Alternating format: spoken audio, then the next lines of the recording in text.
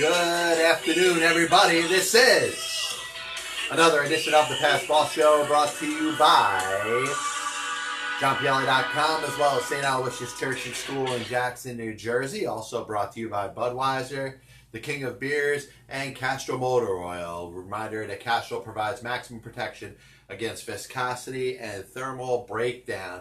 Handful of things we're going to get into today. If you saw the title of the show, we're going to talk a little bit about Sonny Liston. I think he's one of the great boxers of all time that sure has a lot of intrigue about the interesting things that happened in his life, but where does he rank amongst the greatest heavyweights?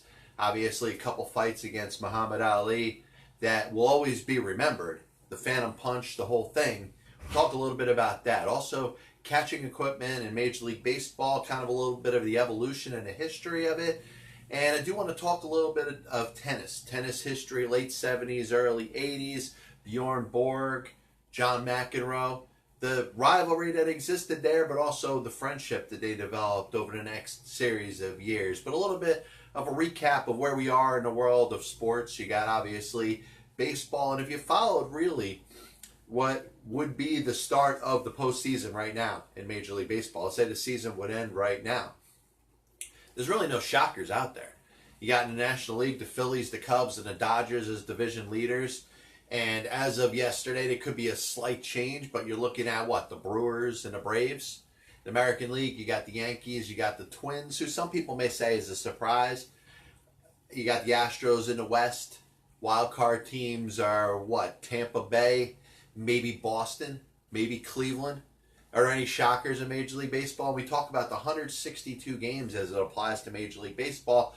Different than the other sports. Let's say basketball, let's say hockey, let's say football. Obviously play lesser amounts of games. How long does it take over the period of a season for the cream to rise itself to the top?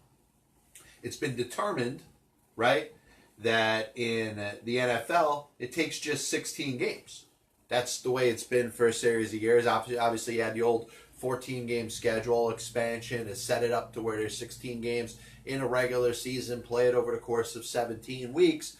But we understand that it takes an average football team 16 weeks to determine the best of the best, or at least the 12 best teams that are best suited to represent itself in a respective postseason. You know, basketball is 82 games, hockey is 80 games, Major League Baseball is 162 games. Now, as we sit here through what, 46, 48 games? I think I was looking at the amount of games that were played. I think maybe the team that's played the most games in Major League Baseball has played 49 games. But, you know, do we know right now, through around 50 games, what teams are best suited, or the cream that has risen to the top in Major League Baseball? Is anything going to change between now, as we sit here on May 22nd, and June and July and August? Are you going to have a whole different group of 10 teams that are getting into the postseason? Or is what you see right now to be what could be expected, you know, come October? Because the last couple postseasons, you've seen a series of the same teams. Sure, Tampa Bay getting back to the playoffs, good season last year, 90 wins. Listen, I think it would be deserved. That's the one team that's not there that hasn't been over the last couple of years. Everybody else we've seen. And some teams have had better success or more success than others. But you're seeing really the cream of about 8 to 10 teams in Major League Baseball sitting there at the top. A handful of mediocrity in regards to about 6 or 8 teams. And then probably another 6 or 8 teams that are really, really bad. So I think it is time to bring up the possibility of at least talking about the shrinking of the 162-game schedule. But you know that if that's brought up by the owners, the players are going to want to be paid the same for playing in 160 or 150 games or any less than 162 games as they are right now. And the owners are going to say, hey, you're playing, you know, the season has been shrinked to 150 games, you should be paid less, or paid a prorated portion of what your salary would be over 162 games. So that's where you're going to have the issue between the owners and the players when it comes to reducing the amount of games that are played in Major League Baseball over the course of the season. You can talk about the playoff format, maybe how that should change. I've always been an advocate of less being more. The fact that we're rewarding 10 out of the 30 teams in Major League Baseball every year with a quote-unquote playoff spot, or allowing themselves to have an on-field and clubhouse celebration as if they did something great, obviously is a far cry from the way baseball was prior to 1969, when out of what was 16 teams in the National League, in the American League, and of course it grew to 18 teams from 1961 to 1968 in the American League, and 1962 to 1968 in the National League. But to reward one team out of each league as being the respective league champion and giving that team the opportunity to go to the World Series. Obviously, divisional play, expansion. You talk about the amount of teams that exist, which is almost twice as much as there was before. And I understand why we want to reward some more teams, but I've been one of the advocates, and there's other people that feel the same way as I do, when it comes to the division format. Split it up. If you want to bring in 2 more teams and make it 32 and switch it to 4 divisions, have 4 playoff teams in each league, and at least break up some of the monotony of that team that wins 85, 86 games that is assured a playoff spot. And it'll be more of an anomaly with 4 teams in each league as opposed to 5. So, it's interesting. If you're interested in getting part of the show, I'm bringing up the comments. Anybody that's got anything to say on Periscope, Facebook Live, please let me know. Number 732-364-3598, as obviously I screwed up again. But yeah, like I said, anything that's on your mind in the world of baseball, sports, and unifying America. Once again, the number 732-364-3598. So, I was watching, and I've seen a lot of different documentaries about Muhammad Ali, and of course, this most recent one was produced by LeBron James and whatever his movie, his video team. Unfortunately, when you're doing documentaries about Muhammad Ali, it's very hard to find something that hasn't been done yet. In other words, you're not going to unearth anything that has happened that involves Muhammad Ali or Muhammad Ali accomplished or did in his life that people don't already know about. And it's hard, like I said, it's hard to get into a man's life that has been broken down so many times. If you're talking about Muhammad Ali, obviously, you talk about the change of his name, the conversion to Muslim, the not refusing to enlist in the military, and him being exiled, losing the heavyweight championship, gaining it again, losing it, unfortunately in a fight against Leon Spinks, and then getting it again by beating Spinks, being a 3-time heavyweight champion of the world. And many people believe he was one of the greatest boxers of all time. I'm not going to dispute that. And the man that he took the title from initially was a man by the name of Sonny Liston. And if you look up Sonny Liston and you hear anybody talk about Sonny Liston, many of the things that are brought up about him are generally on the negative side. Sonny Liston was not considered a good man by any stretch of the imagination. A man who was one of 13 children. His birth date was not even assured, as birth records were not mandated to be kept around until about 1965. That being said, it usually was, the onus was on the parents to make sure that they put that into the record of the public, to make sure it's known that their child was born on a certain day. Who would be more inclined to remember their child's birthday than their mother and their father? When Sonny Liston was born, both his mother and his father were around, probably remember that day very vividly and intensely. Obviously, the mother giving birth to him knew the exact day, the exact time. So for whatever reason, that record got lost. So Sonny Liston was supposedly born around 1930, maybe 1929. And to jump all the way back to the end of Sonny Liston's life, just as mysterious as his life started, his life ended very mysteriously. And if you follow the life of Sonny Liston, you'll know that he was involved with different factions of organized crime. And remember, the 60s and the 70s certainly were probably the peak, or what we call a curtain call time, of organized crime run in the United States. You know, it ran rapid in the Al Capone days and the John Gotti days, and really from the late 19 teens to the 1960s, organized crime had a very impactful role in the country. I mean, you look at the mysterious disappearance of Jimmy Hoffa, which we almost know that it was pretty much, you know, organized crime or a mob hit that was put on him. That's why they were never able to find his body. Now, Sonny Liston's death was a little bit more mysterious because, you know, you had a guy that could have dealt with some sort of depression. You know, he had some kind of issues going on in his life. To be a professional boxer, to take that many shots to the head, which Liston, just like any other heavyweight champion, at some point somebody's going to coming for you, and they're going to hit you a couple times in the brain. You look at the life of Muhammad Ali and how really the last 30 years or so of his life was with some sort of brain damage, the brain damage that he suffered from the many, you know, shots that he took to his head. So we'd understand that there's probably no perfection in the life of Sonny Liston. And here's a person that probably over a series of years had to deal with some outside issues, some demons that existed. But one of the things that doesn't get mentioned enough, and it is available on record, if you go on Wikipedia, if you go online, if you look up Sonny Liston, and you know, it's not like, you know, these facts don't exist, but they don't get spoken about enough. The fact that Sonny Liston had a fear of needles. And the day he died, there was a needle found around him. Which states two things. If he was that deathly afraid of needles, number one, he's not going to inject himself physically. Or there could have been some sort of setup on some hit or somebody that wanted Sonny Liston dead. And I think because Sonny Liston had such a bad reputation, you know, even to the days where he fought for the heavyweight championship himself against Floyd Patterson.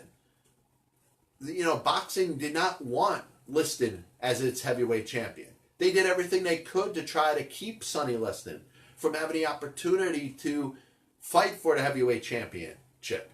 And you looked at Liston and obviously his strength and his power, and it wasn't expected that Floyd Patterson was going to have much of a chance. In fact, the odds were that Sonny Liston was going to beat Floyd Patterson, and obviously after Liston did it the first time, it was almost a foregone conclusion that Liston was going to do it again. But he was not adored by the boxing community. So they didn't want to see him become the heavyweight champion. Obviously, the ties to the mob and organized crime, where I'm sure he had friends in that type of business, but when you have friends there, it's very easy to make enemies. So I don't think a lot was put out there in regards to any sort of investigation about Sonny Liston's death. And he could also talk about the fact that he probably laid, you know, in his house dead for about 2 weeks. And it's not like nobody was there. His wife had come home 2 weeks later, but there were calls put in. There were people that had checked on him. You know, reportedly one of his friends had discovered that he was dead. And cops reportedly or allegedly came by and basically let his body rot. So you're talking about a person that because of the way they were perceived by others, the police didn't like them, the public didn't like them, boxing didn't like them. Was it fair that there was no investigation essentially after this dude died? And it looks like there could have been foul play involved. It looks like there could have been some sort of setup. But just like anybody else, you'd want there to be some sort of fair assessment done of this man's death. And I don't think there was. And I think it's important to bring it up. A little show like this, but you know, when you look up, and I really do recommend anybody that doesn't know enough about Sonny Liston, look up Sonny Liston's death. And there's so many, you know, flags that come up there when you look at it. You know, a man that hated needles, did everything he could to avoid a needle, even when he was in bad shape or when he was hospitalized. is found dead as a result of an apparent drug overdose. Now, there's no guarantee that he didn't have drug problems. He may have, or maybe he was doing drugs. Maybe he was injected by somebody, intentionally. It was a fatal dose, but he wanted that dose to get high. Nobody ever came out and said that they were there with Sonny Liston the day that he died. But to me, it looks like a setup. And a setup that maybe if it was a white man, maybe if it was a man that was respected a lot more than Sonny Liston, I think there would have been more of an investigation about his death. I mean, it's that simple. But yet, as we're sitting here, almost 50 years later, Sonny Liston, a lot of people don't even know how he died. A lot of people don't even care how he died. They say, hey, this was a guy that was a one-time heavyweight champion for a little while, from when he beat Floyd Patterson to when he lost to Muhammad Ali. And yeah, I mean, the time has passed him. If his birthday was around 1930, he's probably going to be dead now, because in 2020, that means he's almost 90 years old. Some people live that long, but a lot of people don't. And it's understood that a man that's been around that long will probably, if they're not dead now, they'd be close to the end of their life.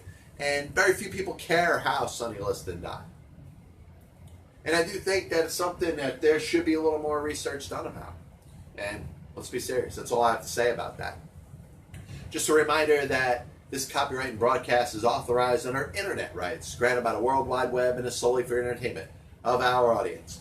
Any publication, reproduction, or other use of the pictures, descriptions, and accounts of the show without the express written consent of the Past Ball Show, JohnPielli.com, and John Pielli, LLC, is prohibited.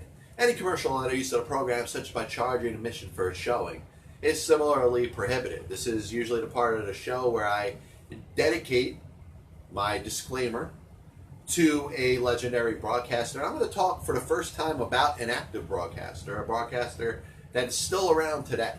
And I'm going to talk about Gary Thorne. And Gary Thorne, who now does the Orioles games for the Baltimore TV. And he's probably got, I'm sure outside of his love for his job, not a ton to be excited about right now. But you wouldn't be able to tell it in Gary Thorne's voice. He goes out there and he's got that energy. He has that high pitch that he brings up at certain major moments. And he is one of the best in the business. Now, obviously, he's done national things. He's been, on Fox before. He's done Mets games before. Gary Thorne's got a very unique voice, but a legendary broadcaster, a great one in his time. And when we talk about some of the best in the business right now, he certainly doesn't get enough credit. So, as we're speaking about baseball right now, there is something that I thought was pretty interesting, and that's the evolution of the catcher's equipment. And sometimes I'll respond to a tweet or something with a little information that I'll throw off the top of my head, but can you believe there was a time in baseball that catchers didn't wear any equipment? If you go back to the 19th century, even the gloves or the little rags really could be equated to that of a dish towel in regards to the protectiveness of a ball coming at you at a certain speed or a rate and your ability to catch it. That's why there were so many more errors at that time, because they didn't have gloves that could scoop a ball up. It was essentially keeping your hand from getting as much pain from making contact with a solid ball. The glove was just a barrier between a hand and a ball. Was not made to catch a ball. It was made to release the amount of pain that you feel if you catch a line drive in your hand. So when it comes to catchers, we know about the time in baseball history that the catchers essentially stayed back by the fence or back by the end part.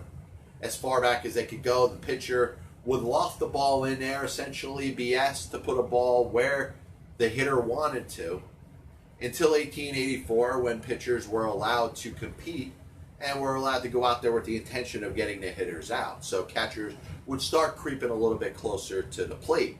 And when they did that, obviously, and the reason they did that, number one, is the league started to remind them that, hey, if a foul ball is caught by a catcher, it's strike three. If a ball is tipped, into the catcher's glove. If it doesn't touch the ground, if there's 2 strikes, it's the 3rd strike, and that hitter was out. So catchers obviously were more enticed to be closer to the plate. But as time goes by, catchers are taking a beat. They're taking batted balls off their legs, off their stomachs, off their face. And it's just hard to imagine a catcher being behind a batter, an umpire in front of them, and a pitcher throwing as hard as they can with no equipment. It's almost like suicide. It's like, you run your worst player out there because you don't want to get your best players hurt by playing them behind the plate. So a couple important times in baseball history started with the decision to have some sort of mask. And it was actually created for a different sport, for lacrosse. Lacrosse was just as prolific in the 1870s, or the year of 1876, when the catcher mask was first used. And it was initially put out there for lacrosse. Lacrosse, a little more intense. The ball, in whatever kind of net with a stick that the players had, could be thrown at a player at a very high rate of speed, and a mask would be there to deflect it or to keep that person from getting hurt. Obviously, the physical contact that's involved in lacrosse, so it would make sense to have some sort of protection for the face. So this was put in there by a man, a person that designed it. I believe it was an Ivy League person. And, the first person to use it was a man by the name of, I forgot how you say his name. But the thing was, it was set up to protect the catcher. So a couple years later, the thought is, all right, how many balls are you going to take, at least ones that you don't catch from a hard-throwing pitcher, or balls that are batted back at you, without having something there to protect it? And it was actually a wife of a player by the name of Bennett, Charles Bennett, who designed a catcher's, kind of a torso covering, which obviously is nowhere near what it is today. Pretty similar to the mask. It was the basic, covering your face. Obviously, the hockey-style masks, which were developed in the early part of the 20th century. But now you're talking about catchers that are now wearing some sort of chest protection. And Roger Breshnahan, a Hall of Famer, a solid catcher in his time in 1907, decides, I'm going to put something on my shins. Because you know what? There's nothing that hurts more than getting kicked in the shin. And if you're a catcher and you're not wearing any shin guards, you're going to take about 5 to 7, maybe even more balls off your shin every single day. So you might as well just stand back there and let somebody kick you. So shin guards end up coming into the game as we hit the halfway point here at the Pass Ball Show. Just a reminder, the program is brought to you by JohnPiello.com, as well as St. Aloysius Church and School in Jackson, New Jersey, by Budweiser, and by Castro Motor Oil. So Breshnahan ends up pretty much completing what we now know as the catcher's equipment that's set up, the mask, the chest protector, and the shin guards.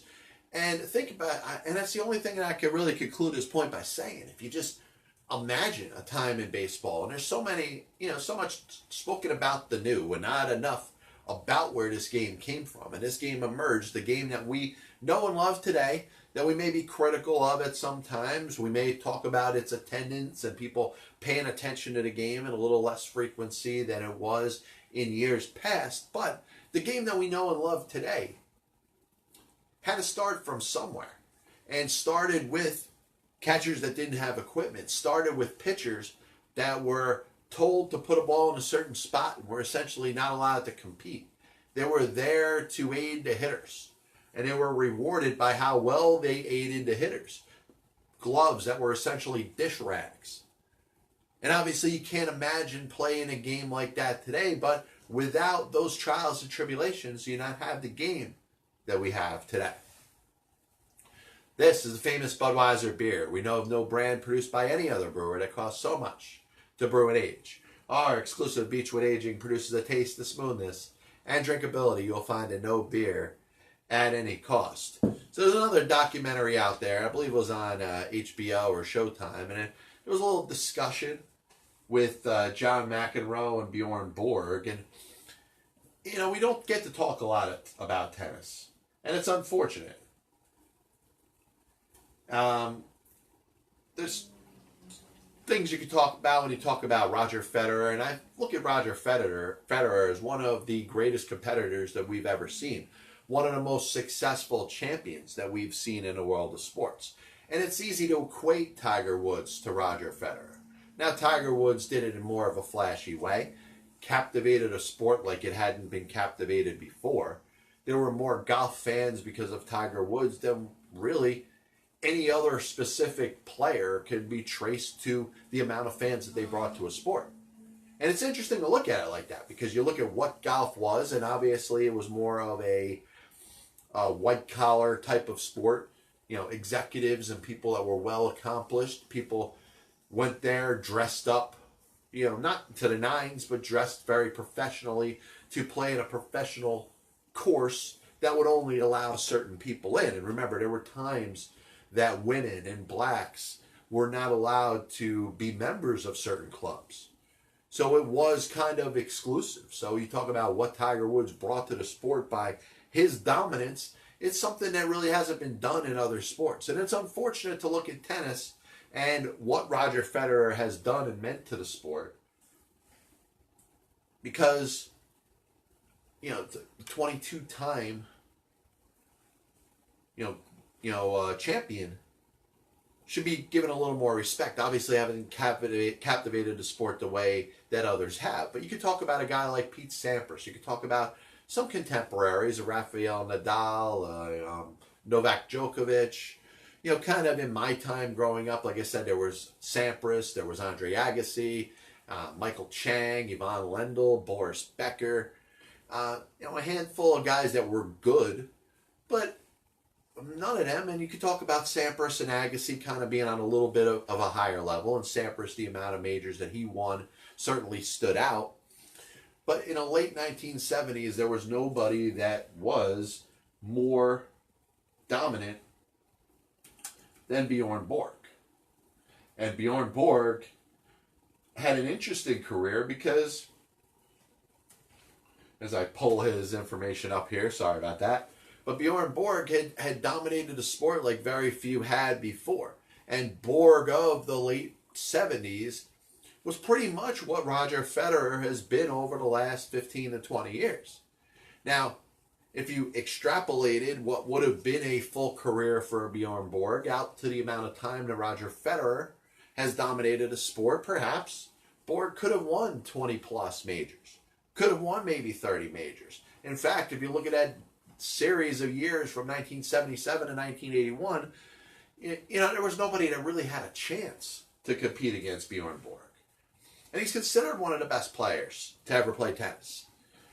And, it's interesting if you look at, his, what you'd call a little bit of a rivalry with John McEnroe, but him and John McEnroe actually got along pretty well. And it was Borg that was considered a mentor to John McEnroe. And when McEnroe had won, a tournament in 1981 over into 1982, Borg, at the age of 25, just decides he's going to retire. And, it made me think about the impact of playing an individual sport and having the pressure put on you to compete at such a high level. And I don't think Borg stepped away because he felt like he wasn't the best anymore, or he couldn't ever be the best again. But I do believe there was a lot of pressure on him from when he started playing at the age of 15 to when he was 25, that he probably had enough of it. And went through a series of about 5 years where there was nobody competing with him. There was nobody on his level. And all of a sudden he's going up against this guy McEnroe, who brings this extra flair to tennis, something that tennis hadn't really seen so much of. The fits, the cursing, the abuse that he gave the officials, something that tennis hadn't seen in a while. And it's funny because I think from the surface, if you're looking at a Borg versus McEnroe relationship, you figure that kind of stuff would have bothered Borg. Or maybe Borg, being the contemporary player or the more traditional player, would not be happy with that type of behavior from McEnroe. And it didn't seem to bother him. He didn't seem to have an issue one way or the other. Borg himself had a couple outbursts, but obviously you're looking at, one extreme to the other. Borg just playing the game professionally, and John McEnroe kind of, not being able to take any call that he thought was anywhere near borderline. But what stands out is Borg retiring at the age of 25. And I know he decided to come back 10 years later and obviously was not on the same level. He's trying to play in 1991, doesn't win another match, ends up playing in a senior tennis tour with McEnroe and, at least playing with people that are on his level. But it's just amazing. You look at a guy at the age of 35, and had he been playing continuously, you wonder, because sports are always about what if. You could always talk about, hey, what if Jim Brown played more than 7 years? Or, 8 years. What if some of the best to ever play the sport had played a little longer?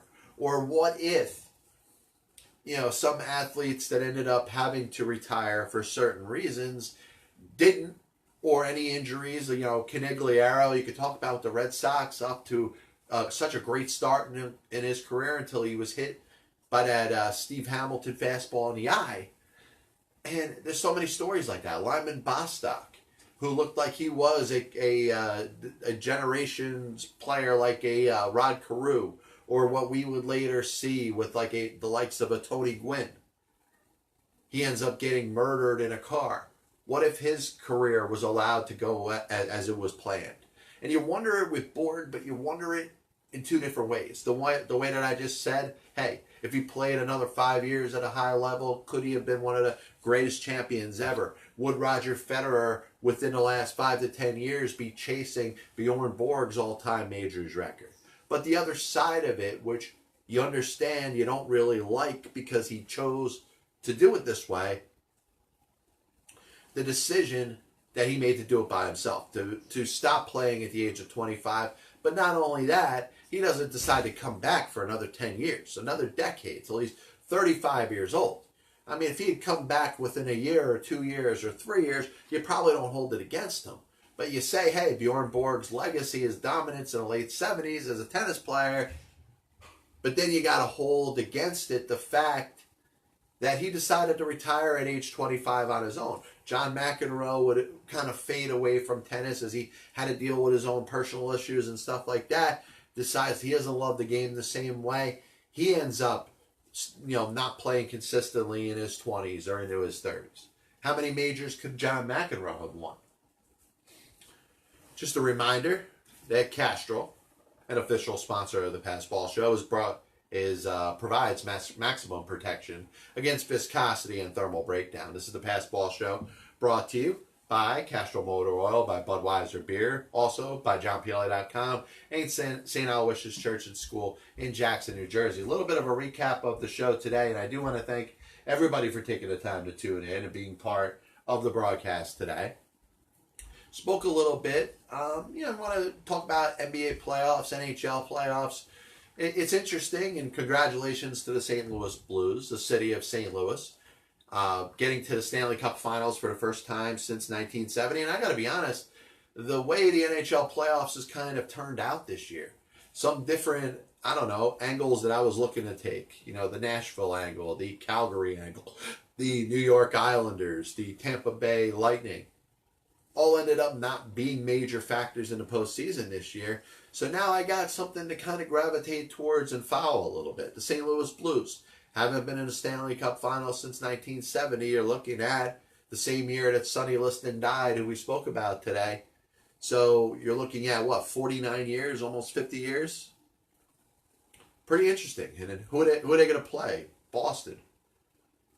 Looks like it's going to be a fun series. And obviously, if you're not a fan of the region or the city of Boston or their sports teams, you're probably tired of seeing the Red Sox winning, the Patriots winning. Even the Celtics, who obviously over the last couple of years have disappointed, there's been higher expectations, and they've not, answered the bell. But even the Celtics have given you a championship within the last 10 or so years. The NBA, you got the Golden State Warriors, and to me, I root for dominance. And a lot of people don't. A lot of people get tired of the likes of the Patriots. I say, hey, how many Super Bowls can they win with Brady and Belichick? I think every one that they win or they appear in makes it more and more impressive. I look at the Golden State Warriors. Yes, they added Kevin Durant, but Kevin Durant may not play in the finals.